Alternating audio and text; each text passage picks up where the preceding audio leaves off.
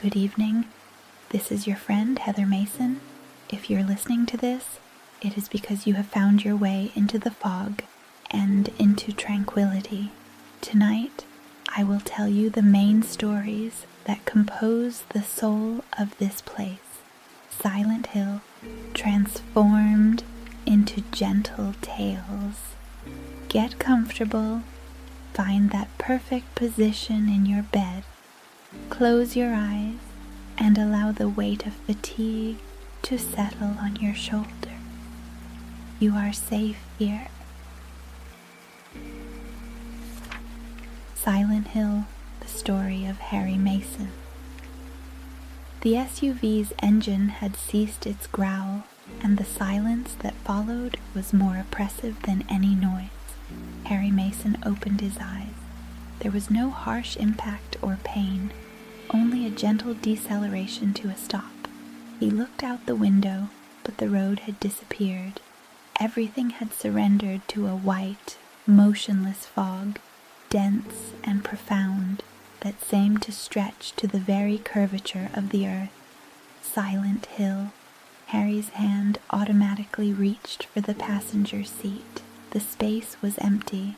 Cheryl, his daughter, was no longer there. All that remained was the forlorn silhouette of the pink rabbit plushie, Robbie, its button eye hanging by a thread. Harry picked it up. The felt was ice cold and damp. "Cheryl," he called again. This time the whisper felt futile, as if the town itself swallowed it whole. He stepped out. The air hit his face with a mineral dampness and a scent of rust and ash. The cold was not sharp, but a constant embrace that penetrated his clothes. The houses, shrouded in mist, were mere geometric suggestions, blurred silhouettes that rose and sank into the white. He began walking down the main road. The tire tracks of his car immediately vanished behind him, as if the fog had the power to erase the recent past. The streetlights fought in vain, casting soft orange halos that only intensified the veil. It was a town that had surrendered to an eternal nap. He found the first clue, a cross street opening into the void, and the silhouette of his daughter running, a small, fragile figure in a yellow coat. Harry followed her, not with the desperation of a father fearing catastrophe, but with the calm resignation of one chasing a fleeting dream. His steps were slow, rhythmic, the only sound audible apart from the occasional drip of condensation from the eaves. The pursuit led him down an alley. He stopped, leaning his back against the cold, wet brick. The walls were filthy, but one spot drew him in. They were engraved symbols, circles, triangles, and, above all, the omnipresent spiral. Staring at them was like succumbing to a gentle hypnosis, an invitation to forget wakefulness. The fatigue of the past few weeks settled in, and for a moment, Harry just wanted to slide down the wall and sleep. Then, a sound interrupted the stillness, the crackle and static of a pocket radio. It wasn't a jarring alarm, but a low, constant, almost comforting static, like white noise used to soothe babies. The presence. The town used sound not to scare, but to alert that the quiet had been broken. The radio guided him to the convenience store. There was the first glimpse of what he would call a monster, a figure shuffling, low and deformed. It did not scream, nor did it lunge ferociously. It only moved with a painful slowness, dragging its sorrow. Harry dodged it, more by instinct than fear, and the being disappeared into the inner mist of the store. The encounter was not violent, it was melancholy. He continued his journey toward Midwich Elementary School. The school was a dark wooden structure, with stairs that groaned under his weight. He entered. The hallways were dark tunnels, illuminated by emergency lights that flickered with a slow, soporific rhythm. The air smelled of chalk and old wax. In one of the classrooms he found a solitary desk. The name Alessa was carved into the wood, next to another spiral symbol. It was on the school street that he met Sybil Bennett, the police officer. She was the anchor to reality, the one who spoke to him of the mundane, a cut-off town, halted traffic. But even her words sounded distant, like the voice of a radio announcer trapped in the fog. Harry nodded, but he already knew that the real explanation was not in facts, but in the grief that Silent Hill carried. The journey continued to Alchemilla Hospital. This was the heart of the pain, the place where the fog became visible in the steamed windows and the air felt heaviest. The corridors were labyrinthine, the linoleum floor gleaming under the dim light. The figures he saw here were not threatening. They were figures of nurses, eternally bent by suffering, dragging empty IV stands, their faces hidden in shadow. In a utility room, he found Lisa Garland. Lisa was different. She was beautiful, but also profoundly sad. She had been left alone in the hospital, a figure dressed in white, trapped in her own addiction and the memory of a burnt child. She wept, but it was a soft, rhythmic crying, like a dripping fountain. Harry did not comfort her. He simply stayed with her, sharing the silence and the stale air of sorrow. Guidance came in the form of Dahlia Gillespie, Alessa's mother, a figure clad in deep red, speaking in whispers about rituals and sacred seals. She was not a terrifying witch, but a worn priestess, whose faith had become her own prison. Dahlia gave him a talisman, a veiled instruction to go to the amusement park. Harry reached the park. It was completely still. The carousel stood as a monument to abandonment. As he crossed the path, the town shifted. The soft brick turned into rusted, damp, and hot metal. The walls cracked into pulsating vein-like lattices. The air became heavy with the metallic scent of dried blood. This was the wounded mind of Alessa, the other world. But even here, the pace was slow. The darkness was deep, and it only promised drowsiness. In the end, Harry understood. Cheryl was not just his daughter. She was a piece of the shattered soul of Alessa Gillespie, the girl who had been burned alive by her mother. Silent Hill was an oniric purgatory, designed by Alessa's mind to escape her agony. Harry's journey was an act of reunification, the search for peace, for a doubly wounded soul. The climax occurred by the lighthouse, with the silhouette of Lake Toluca reflecting the gloom. Dahlia executed her final attempt to summon the god with Harry's help, but the ritual reversed. Harry watched as Cheryl and Alessa finally merged into a single beam of light, a liberation. Alessa's pain dissolved. Dahlia, her faith turned to ash, fell. The metal turned back into brick, the darkness into fog. Tranquility returned.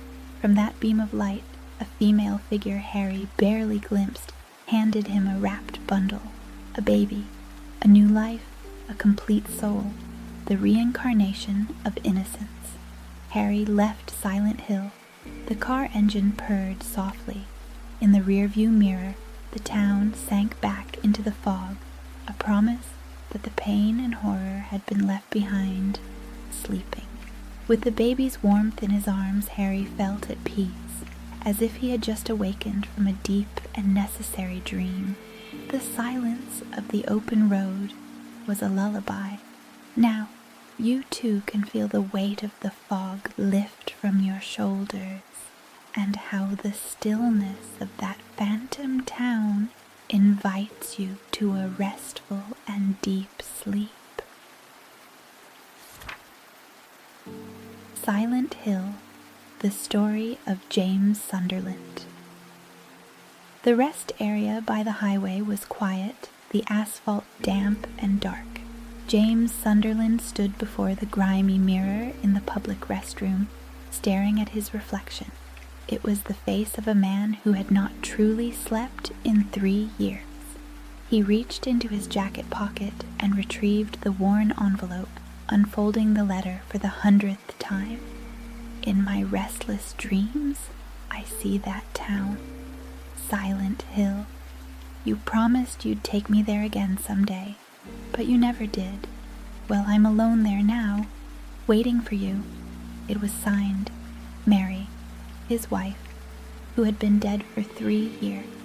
He placed the letter back. The impossibility of it all felt like a comforting lie, a cushion for a mind too tired to bear the truth. He stepped out of the car, surrendering himself to the woods leading toward the town. The fog was thicker here than on the main road, a heavy, damp blanket that swallowed sound and light. It was a fog that tasted of lake water and regret. James walked slowly, his footsteps muffled by the moist earth. His only companion, the gentle, static hiss of his small radio, a soft warning of presence, a continuous white noise in the overwhelming quiet. Silent Hill was empty, yet filled with a profound sense of waiting. The streets were deserted, the buildings decaying with a patient sadness. This was not a town of violent ghosts, but of deep, aching memory. In the park, by the statue of the two lovers, he met Angela Orozco. She was a girl lost in her own private world of sorrow, searching vaguely for her mother. Her eyes held a vacant terror, but her voice was a low, weary sigh.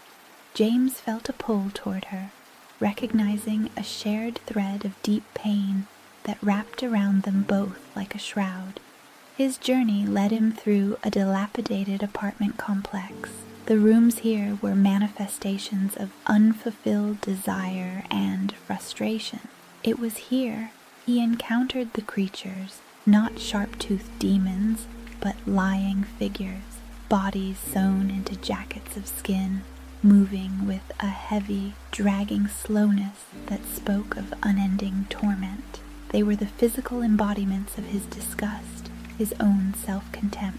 Then there was Pyramid Head. Not a monster, but an executioner. It walked with a deliberate, powerful calm, dragging a colossal knife that scraped the concrete with a low, metallic moan. Seeing it, James felt no immediate panic, only a deep, instinctive acknowledgement. This is here for me. It represented his desperate, subconscious need for punishment and accountability. In the hallways of the apartments, he encountered a woman unlike any he had ever known, Maria. She was a cabaret dancer, bold, sensual, and strangely familiar. She looked exactly like Mary, but with a heightened vitality, a confidence that his wife had lost to her illness. Maria was the living, breathing fantasy that James had wished for during the long, sterile months of Mary's sickness. Maria offered him comfort and companionship, a deliberate distraction from the cold truth. He allowed himself to be led by her, embracing the gentle delusion. But Silent Hill, the relentless town of judgment, would not let the illusion last. In the Toluca prison and the historical society, the town shifted its reality. The fog gave way to the other world, surfaces coated in rust and dried blood, walls replaced by grates of corroded metal, the air heavy and hot. Yet even this transformation was slow and atmospheric, the metal groaning a languid symphony of decay. He met 2 others carrying their own dark burdens. Eddie Dombrowski, whose quiet insecurity had festered into murderous paranoia, and Laura, an innocent little girl who, strangely, saw no monsters at all because she carried no internal guilt. Laura's innocence served as a constant reminder to James.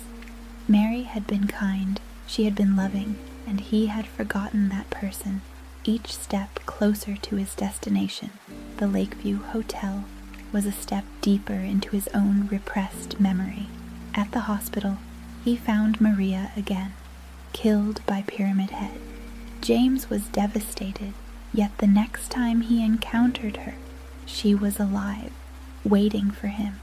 The town was toying with him, making the object of his desire and guilt repeatedly die, forcing him to face the impermanence of his delusions.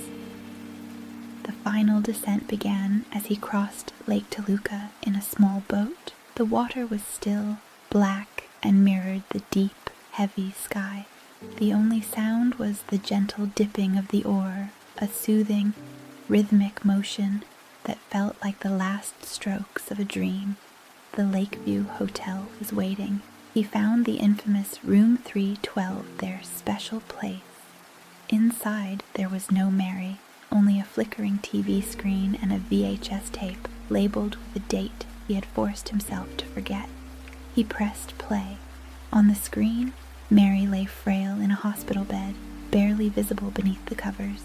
James, younger, wearier, stood beside her.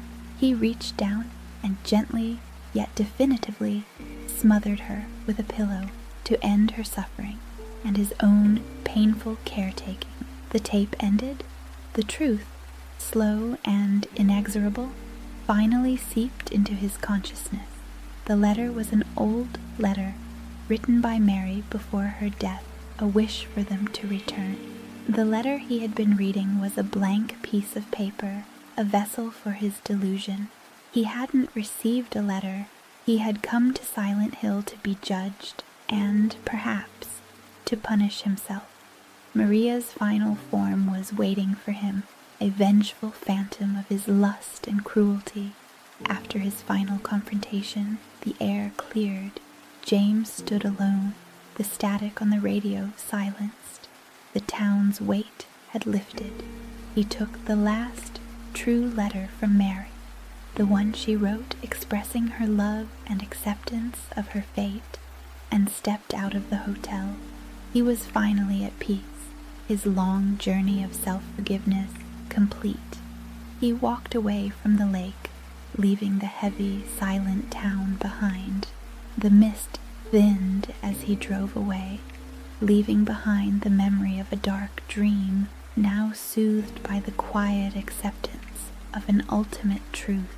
The road stretched out before him, inviting him not to frantic escape, but to a slow, well-earned rest.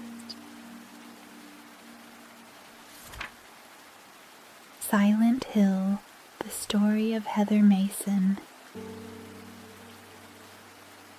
The nightmare ended not with a scream, but with a sharp intake of breath. Heather Mason woke up, seated in the sticky red booth of a diner within the bustling Central Square shopping center. The world around her was loud, bright, and mundane, a welcome shield against the unsettling image of her dream, a deserted roller coaster track and a looming sense of doom. She left the diner, intent on finishing her errands and returning to her father, Harry Mason. But the normal world soon began to fray. In the brightly lit mall corridor, a man in a trench coat, a private investigator named Douglas Cartland, approached her with vague warnings. Then, the true threat appeared. Claudia Wolfe, a woman whose eyes burned with a religious zealotry that was chillingly calm. Claudia spoke of destiny, of a mother, and of the coming of paradise, words that felt both ancient and deeply personal. As Claudia departed, the world twisted. The clean tiles of the mall floor began to seep a rusty, viscous fluid. The air grew heavy and warm, smelling of ozone and metal. The fluorescent lights flickered into darkness, replaced by the red, pulsing glow of the other world. The transition was slow, like a thick curtain of liquid heat being drawn across reality. Heather walked through the warped mall, the silence of the transformed space being the most unsettling element. The monsters she encountered were not swift threats, but lumbering, sorrowful shapes, bloated numb bodies, or strange creatures that seemed to slide across the floor, their movements heavy and resigned. They were the physical manifestation of the corruption of the soul, moving with a pace that discouraged hurried escape. She pressed on, driven by a growing cold fear for her father. Her journey led her back to her quiet apartment, Daisy Villa, a place that should have offered sanctuary. Instead, the apartment hallway was streaked with a dark trail, a silent, horrifying line that guided her to the truth. In his armchair, Harry Mason was still. His murder was not a scene of frantic violence, but one of brutal, decisive finality. Heather knelt beside him. She felt the surge of hate, a fierce protective emotion that Claudia deliberately ignited. This was the cult's plan, to nourish the dormant fetal god within her by feeding it the powerful human emotion of revenge. Driven by this new, dark energy, Heather embraced her terrible purpose. She would go to Silent Hill not to escape, but to end the cult's cycle once and for all. Douglas Cartland agreed to drive her. The trip to the infamous resort town was long, silent, and draped entirely in the Lake Toluca fog. This fog was less suffocating than James Sunderland's, feeling more like a veil of amnesia, keeping the town's true purpose just out of sight. In Silent Hill she sought guidance. She found a strange ally in Vincent Smith, a member of the cult who, unlike Claudia, seemed more invested in political maneuvering than true faith. Vincent's words were slippery, confusing, but he helped Heather understand the core of her identity. She was the reincarnation of Alessa Gillespie, the vessel used in the failed ritual years ago, and Cheryl Mason, the innocent half of Alessa's soul. The town forced her to confront her past. In the hospital, the other world felt more intense, metallic walls giving off a dull, rusty warmth. In the church, she faced the iconography of the order, their religious symbols, the seal of Metatron and the halo of the sun, seeming to spin slowly in the darkness, attempting to hypnotize her into submission. Heather came to understand the true nature of her burden. She was carrying the entity, the embryonic god, sustained by the hate and despair of the town's history. The final confrontation led her to the inner sanctum of the chapel. She met Claudia, whose devotion was absolute. Claudia was convinced that birthing the deity would bring paradise, a paradise born from suffering. Heather made her final, decisive move. She produced a small bottle of red liquid that Harry had given her years ago, a keepsake. This substance, a concentrated form of the agliofotis used to purify the soul, was the ultimate defense. With a final act of catharsis, she ingested the liquid. The effect was immediate and agonizing, but cleansing. She expelled the deity, a monstrous, repulsive fetus, onto the stone floor. The act was one of total rejection, a definitive refusal of the destiny the cult had laid out for her. Claudia, seeing her faith's promise lying inert, reacted with a desperate, self-sacrificing fervor. She swallowed the deity whole, fulfilling the final, gruesome step of the ritual with her own body. The resulting creature, the god, rose, a grotesque, skeletal parody of the purity Claudia sought. The final battle was a slow, heavy sequence of movements and overwhelming sound, but through it all, Heather's focus was steady. She was fighting not for revenge, but for her self-determination, for the simple, cherished life Harry had given her. When the god finally collapsed, reduced to silence, the red metallic glow faded. The air cooled, The burden was gone. Heather looked down at the lifeless body of Claudia, now a shell consumed by her own warped faith. Her revenge had been accomplished, but the feeling was not one of triumph, but of a deep, aching finality. She left the church, meeting Douglas again, the only sane figure remaining. She changed her clothes, cleansing herself of the blood and the memory of the other world. Her final act was a moment of quiet remembrance for the only father she had ever known. As she drove away from Silent Hill, the fog finally began to lift, dissolving into the light of a new day. Heather Mason, no longer Alessa, no longer a vessel, was free. She carried the memory of her pain, but the weight of her destiny was gone, replaced by the simple, peaceful reality of a woman in a car, driving toward a future that was finally and completely her own. Let the final piece of Heather's journey wash over you, granting you the tranquility of an ending bravely chosen, and leading you now to a deep and restful slumber. Silent Hill, the story of Henry Townshend. The world began to shrink one morning, not with a sudden shock, but with a creeping, insistent stillness. Henry Townshend, an ordinary man who prized his solitude, woke up to find his front door chained shut, not from the outside, but from the inside, with heavy, rusty links. The windows were sealed, unbreakable, silent. His apartment, room 302 of South Ashfield Heights, his sanctuary, had become a prison. For 5 days Henry was suspended in a silence so profound it was painful. He yelled, he pounded, but the outside world was deaf to him. The only constants were the distant sound of his neighbor's television through the thin walls and the heavy, expectant silence within room 302. This silence, initially frightening, slowly became a deep, meditative quiet. Then the anomaly appeared, a dark, oozing hole in the wall of his bathroom. Henry did not hesitate. The isolation was more terrifying than the unknown.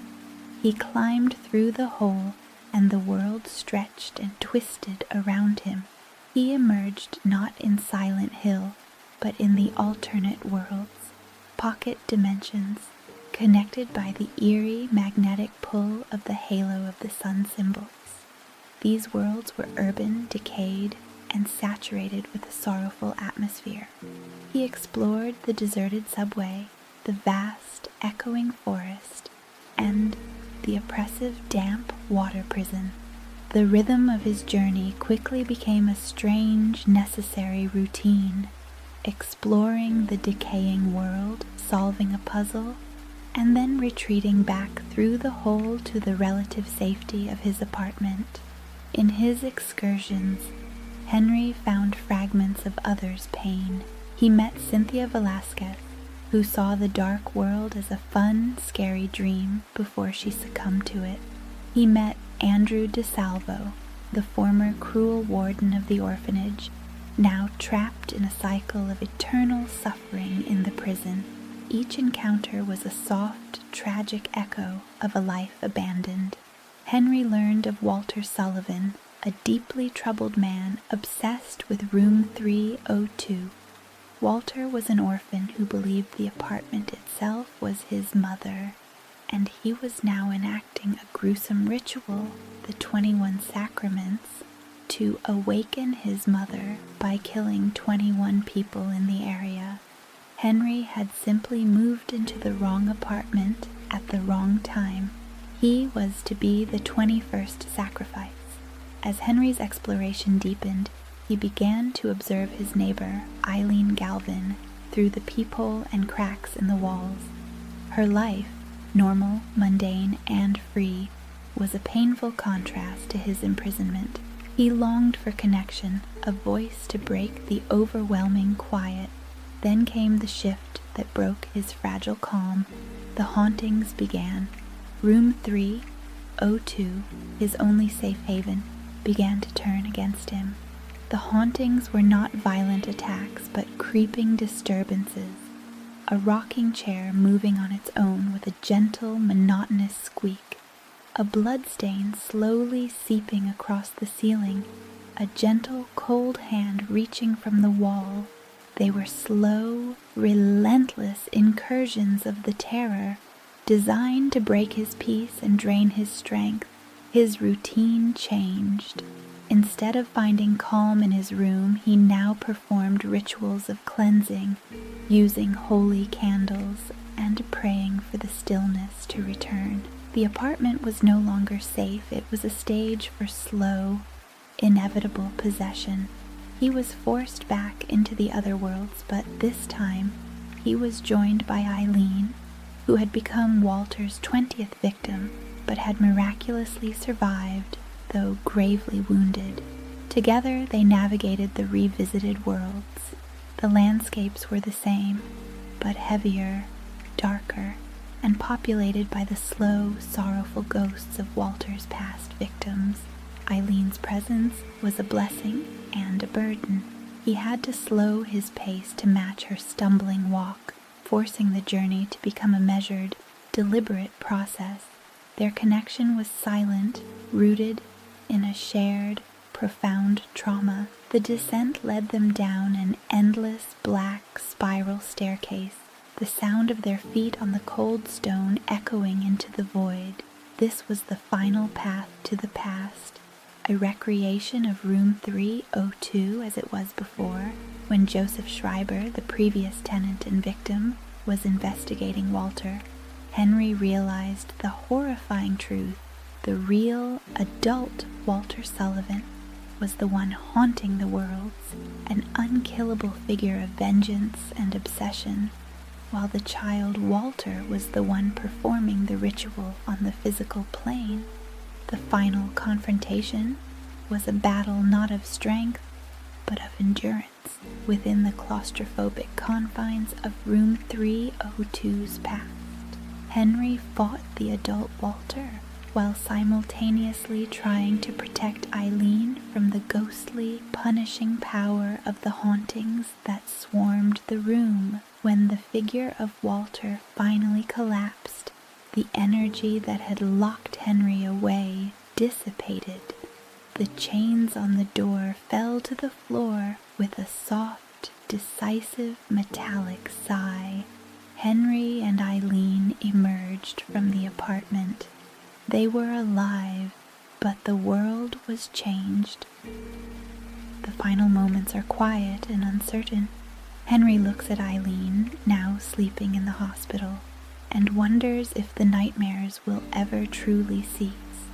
But the sun is rising over South Ashfield, and the oppressive silence of Room 302 has been replaced by the sound of sirens and morning traffic, the sound of the mundane world returning.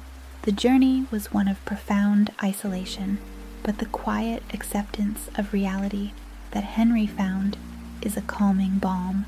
Now, you too can let the stillness of his apartment settle around you, knowing that the chains are gone and a new, quiet day awaits your deep and restful sleep.